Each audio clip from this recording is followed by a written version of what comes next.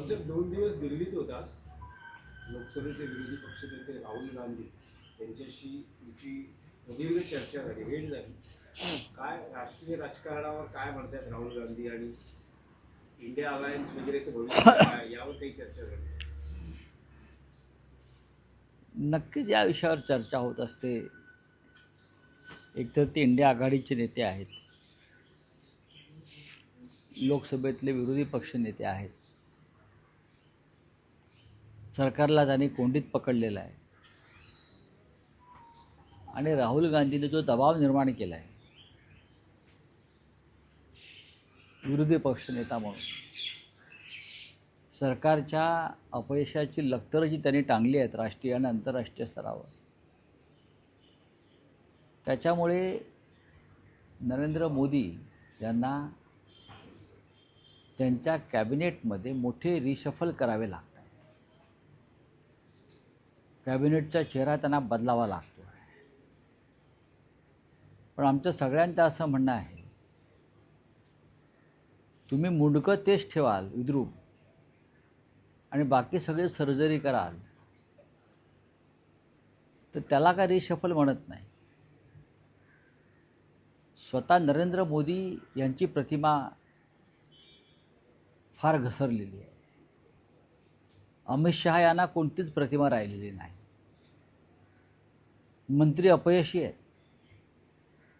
जवळजवळ 99% मंत्री मोदींच्या मंत्रिमंडळातले अकार्यक्षम आहेत आणि भारतीय जनता पक्षामध्ये मी हा शब्द मुद्दाम वापरतो कारण आम्ही केंद्रीय कॅबिनेटची ताकद पाहिलेली आहे. भारतीय जनता पक्षामध्ये एखाद दुसरा नेता सोडला तर त्या लायकीचे नेते केंद्रीय मंत्रिमंडळात काम करू शकतील असे कोणी दिसत नाही.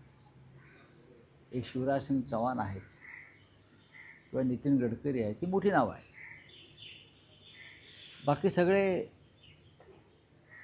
राम भरोसे चाललेलं आहे आणि त्याचा परिणाम देशाच्या विकासाच्या गतीवर आणि कार्यक्षमतेवर होतो. मोदींची प्रकृती बरी नाही असं माझं म्हणणं आहे. त्यामुळे मोदींना फार काम झेपत नाही. अमित शहा यांची प्रतिमा इतकी डागाळलेली आहे की ते गृहखातं चालवत नसून एखाद्या गुंडाप्रमाणे टोळी चालवतात वर्दीतल्या लोकांची, असं त्यांच्याविषयी उघडपणे बोललं जात आहे. आणि या सगळ्याचा परिणाम नरेंद्र मोदींच्या प्रतिमेवर गेल्या काही काळापासून झालेला आहे. मोदींना पटत आहे. या रिशफलमध्ये जोपर्यंत अमित शहाना बाजूला केलं जात नाही तोपर्यंत कोणत्या रिशफलला आता अर्थ उरलेला नाही. ही साधारण दिल्लीतल्या महत्त्वाच्या वर्तुळातली चर्चा आहे.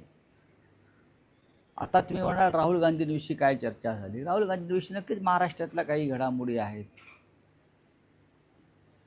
राष्ट्रीय विषयांवरती त्यांचं सध्या जे काय भ्रमण सुरू आहे देशभरात, त्या संदर्भात चर्चा होत असते.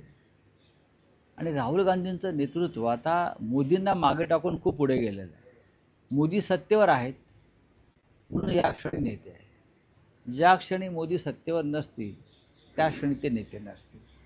राहुल गांधींचं तसं नाही. राहुल गांधी या देशाचे अनडिस्प्युटेड लीडर झालेले आहेत आणि ते तुम्हाला आता दिसत आहे. दिल्लीत होता, दिल्लीतल्या वर्तुळातल्या बातम्या चर्चा तर तुमच्या काही येतच असतात कारण केंद्रीय राजकारणात. आता तुम्ही एक महत्त्वाचं विधान केलं की मोदींची प्रकृती बरी नाही. काय असं त्यांच्याकडे पाहिल्यावर दिसत आहे की ते अस्वस्थ आहेत.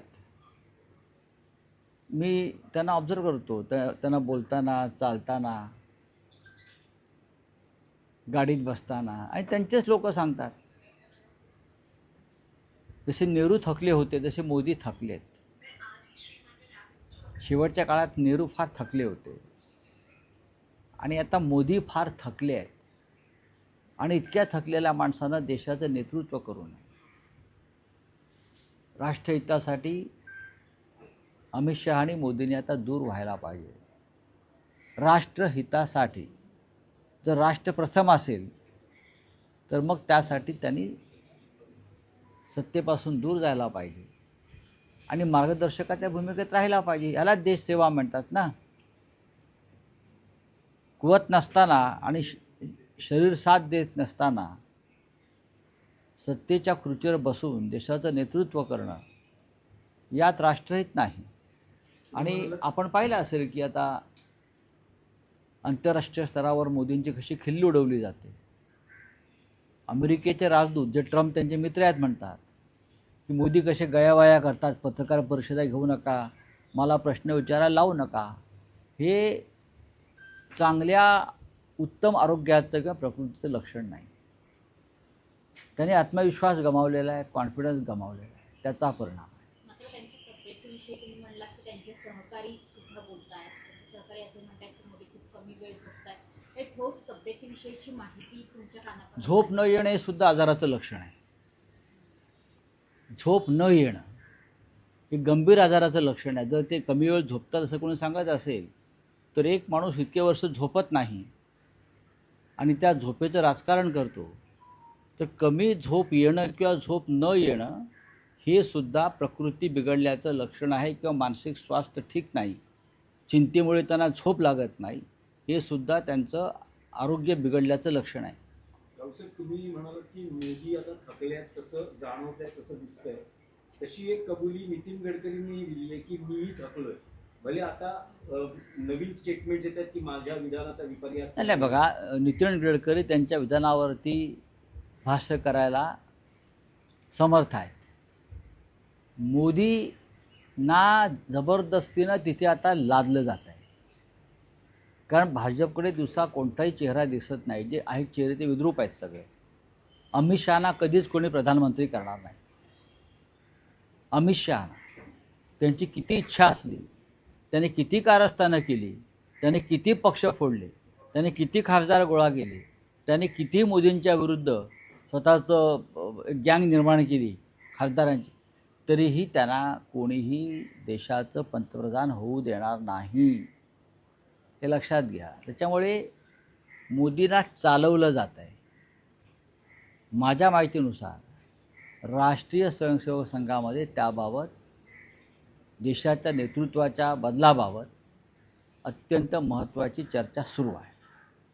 पण देवेंद्र फडणवीस यांनी भाजपच्या केंद्रीय समितीमध्ये जाणं किंवा त्यांची वर्णी लागणं, याकडे तुम्ही कसं पाहता? मी तुम्हाला वारंवार म्हटलं आहे, त्यांना केंद्रात जावं लागेल.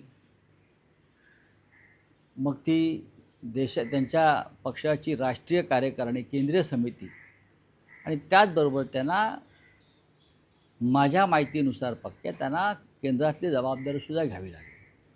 ते किती नाही म्हणत असले तरी ही सुरुवात आहे त्यांनी केंद्रात जाण्याची. आणि वारंवार दिल्लीत त्यासाठीच जात आहेत. अमित शहांबरोबर कोणताही कार्यक्षम माणूस काम करायला तयार नाही मंत्रिमंडळात. ही अनेक ज्येष्ठ भाजप नेत्यांची भूमिका आहे आणि ती मोदींना माहिती आहे.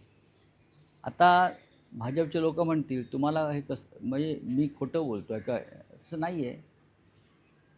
माझ्याकडे पक्की माहिती. अमित शहांबरोबर देवेंद्र फडणवीसही काम करायला तयार नाही दिल्लीत. इतर काही प्रमुख नेते जे आहेत भाजपचे, त्यांनीही अमित शहांबरोबर काम करायला नकार दिला. भाजपनं 2029च्या लोकसभा निवडणुकांची तयारी सुरू केली आहे. केंद्रीय समितीमधील वर्णी असेल, NDAचे मित्रपक्ष असतील, जेनझींचं आंदोलन असेल, या दृष्टीने एक व्यापक व्यूहरचना आखली जाते. इंडिया अलायन्सची साधारण 2 महिन्यापूर्वी बैठक पार पडली. असं ठरलं होतं की हैदराबादमध्ये 13 ऑगस्टला बैठक पार पडेल इंडिया अलायन्सची. तर राहुल गांधींची या संदर्भात काही बोलणं आलंय का? कारण एका मुलाखतीत, म्हणजे तुम्हीच घेतलेल्या मुलाखतीत उद्धव ठाकरेंनी इंडिया अलायन्सच्या भवितव्यावर काही विधान केलं. इंडिया अलायन्सचं भवितव्य हे चांगलं आहे. जेन-झीच्या मागे इंडिया ब्लॉक नसता राहुल गांधींनी सुद्धा ज्या प्रकारे एक वातावरण निर्माण केलं मुंबईमध्ये आणि महाराष्ट्रामध्ये, आदित्य ठाकरे ह्यांनी उपक्रम फार मोठ्या पद्धतीने तो राबवला. जेन-झीचा अनेक राज्यांमध्ये त्या पक्षाच्या लोकांनी काम केलं. त्याच्यामुळे जेन-झीला बळ मिळालं. हां, म्हणजे कॉक्रोच जनता पार्टीला हे तुम्हाला नाकारता येणार नाही. आम्ही आमच्याच पद्धतीनं राज्यामध्ये काम करतो आहोत आणि ते करत राहू. याचा फायदा शेवटी इंडिया ब्लॉकला आणि महाराष्ट्रात या राज्यामध्ये महाविकास आघाडीलाच होणार आहे. नाही, पण इंडियन अलायन्सची पुढची बैठक कधी पार नाही, पडेल? आता त्याच्यावरती किंवा या संदर्भात काही राहुल गांधीची चर्चा झाली नाही, का? त्याच्यावरती आम्ही काल चर्चा केली आणि त्याच्यावरती निर्णय लवकर मला कळेल. नक्कीच. असं तुम्ही म्हटलं की RSS देशाच्या नेतृत्व बदलाबाबत गांभीर्यानं विचार करत आहे. जर अमित शहा बरोबर काम करायला कोणी तयार नाही असं असे तुमचे विश्लेषक म्हणताय. चेहरा अमित शहा बरोबर काम करायला आता मोदी तयार नाही. पुढे बोला. केंद्रीय मंत्रिमंडळातून अमित शहाला वगळण्यासंदर्भात मोदींची मानसिकता आहे. आता ते किती धाडसाने निर्णय घेतात तो पाहू. पण आज या देशाची जी दुर्गती झालेली आहे, ज्या पद्धतीचं हुकुमशाहीचं वातावरण निर्माण झालेलं आहे, लोकांमध्ये अस्वस्थता अस्थिरता आहे, त्याला सगळ्यात जास्त जबाबदार मोदींपेक्षा अमित शहा आहे. अमित शहाने या देशाच्या राजकारणामध्ये विषारी प्रवाह आणले. खासदार आमदार विकत घेणं, पक्ष फोडणं, न्यायालयावर दबाव आणणं, निवडणूक आयोगावर दबाव आणणं, या अपप्रवृत्ती गेल्या 12 वर्षामध्ये अमित शहाने आणलेल्या आहेत आणि मोदी त्यांच्या मागे फरफडत गेले. याची आता जाणीव मोदींना होताना दिसते असं मोदींचे सहकारी आता सांगतात. नाही, पण रावसाहेब, तुम्ही जे म्हणालात की संघ विचार करतो आहे देशाच्या नेतृत्वाबद्दल, हो, पण संघ अजूनही तितकाच ताकदवान आहे असं तुम्हाला वाटतं? कारण संघाचे जे 3 महत्वाचे अजेंडे आहेत त्यापैकी 2 अजेंडे नरेंद्र मोदींनी पूर्ण केलेले आहेत त्यांच्या नेतृत्वाखालील सरकारमध्ये. म्हणजे एक कोणते? म्हणजे राम मंदिर आणि 370 कलम, आणि आता समान नागरी कायदा या संदर्भातही स्ट्रॅटेजी आणि सगळ्या म्हणजे मोदी जर संघाचा अजेंडा पूर्ण करत असतील, पूर्ण बहुमत असेल, एखाद्या पक्षाचं पूर्ण बहुमत सरकारमध्ये असेल, पार्लमेंटला असेल आणि त्याचं नेतृत्व एखादा नेता करत असेल, तर त्या बहुमताच्या जोरावर तो आपला अजेंडा पूर्ण करू शकतो. हे लक्षात घ्या. मोदींच्या ठिकाणी जरी नितीन गडकरी असते, अरुण जेटली असते, तरी त्यांनी बहुमताच्या जोरावर त्यांचे अजेंडे पूर्ण केले असते. त्याचं श्रेय दुसरं कोणाला देता येणार नाही. 370चा अजेंडा पूर्ण केला. आज काश्मीरची परिस्थिती काय आहे? या स्वातंत्र्य दिनाला काश्मीरी पंडितांनी घराबाहेर पडू नये अशी ॲडवायझरी गृह खात्याने दिली. हा 370 कलमाचं हा परिपाक आहे. अतिरेक्यांच्या अनेक टोळ्या या क्षणी काश्मीरमध्ये घुसल्याची इनपुट्स आहे. काश्मीरी पंडितांना स्वातंत्र्य दिन साजरा करता आला नाही, त्यांनी घराच्या बाहेर पडू नये अशी जर ॲडवायझरी अमित शहाचं गृह खातं देत असेल, म्हणजे काश्मीरमध्ये काय स्थिरस्थावर झालं आहे? कागदावरचे 370 कलम हटवलं, पण काश्मीर आमचं झालं का? जोपर्यंत तिथे काश्मीरी पंडित आणि हिंदू निर्भयपणे वावरू शकत नाहीत, तरच 370 कलम हटवलं आणि त्याचा हिंदूंना आणि देशाला फायदा झाला असं म्हणता येईल.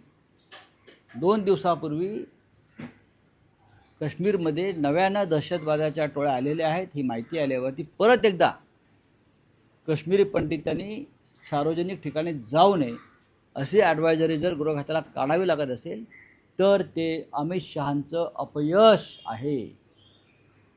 आता RSSच्या गुडबुक्समध्ये नेमकं कोण आहे? जर तुम्ही म्हणता की अमित शहा नाही, मोदी. अमित शहा कोणाच्याही गुडबुक्समध्ये नाहीत. अमित शहा तसं मोदींच्याही गुडबुक्समध्ये नाहीत. हा माझा अनुभव आहे दिल्लीतला. बोलिये. नाही, रावसाहेब, एक प्रश्न आहे की तुम्ही परिवहन मंत्र्यांना परवा पत्र लिहिलं होतं. मराठी रिक्षा चालकांसंदर्भात तुम्ही विषय मांडला होता. तुमचं परिवहन मंत्र्यांशी काही बोलणं झालं का? कारण तुम्ही म्हणालात की रिक्षा चालकांना घेऊन तुम्ही परिवहन हो, मंत्र्यांना त्यांना त्याची भीती वाटते की त्यांच्या कॅबिनमध्ये काही गडबड होईल, मंत्रालयात गडबड होईल. पण तरीही मी त्यांना पुढील 10 दिवस रोज त्याची आठवण करून देणार आहे आणि मग पाहिन. तुम्ही जर हजारो रिक्षा चालकांच्या पोटापाण्याच्या प्रश्नासंदर्भात गांभीर्याने घेणार नसाल, त्यांच्या शिष्टमंडळाला भेट देत नसाल, तुम्ही निर्दय आणि क्रूर आहात मिस्टर प्रताप सर नाईक. तुमच्याकडे डेलिगेशन वेळ मागताय, तुम्ही करता काय? मग काम काय आहे तुम्हाला? एस टी तोट्यात आहे.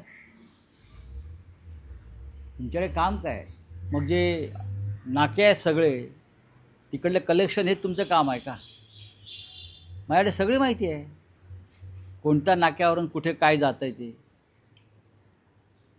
जर परिवहन मंत्र्यांकडे माहिती नसेल तर मी त्यांना देतो काय होतं आहे ते. रिक्षा चालकांच्या डेलिगेशनला त्यांना भेटावं लागेल. रॅपिडो संदर्भात तुम्ही काही रॅपिडो मुद्दे उपस्थित केले. रॅपिडो आज कंपनी रॅपिडो एक मोठ्या इव्हेंट्सचाही अनेकदा प्रायोजक असतो. हो, अनेक मंत्र्यांच्या, त्याच्यामध्ये प्रताप सरनाईकसुद्धा आहेत. ज्या रॅपिडोमुळे हजारो रिक्षा चालकांची नोकऱ्या, रोजगार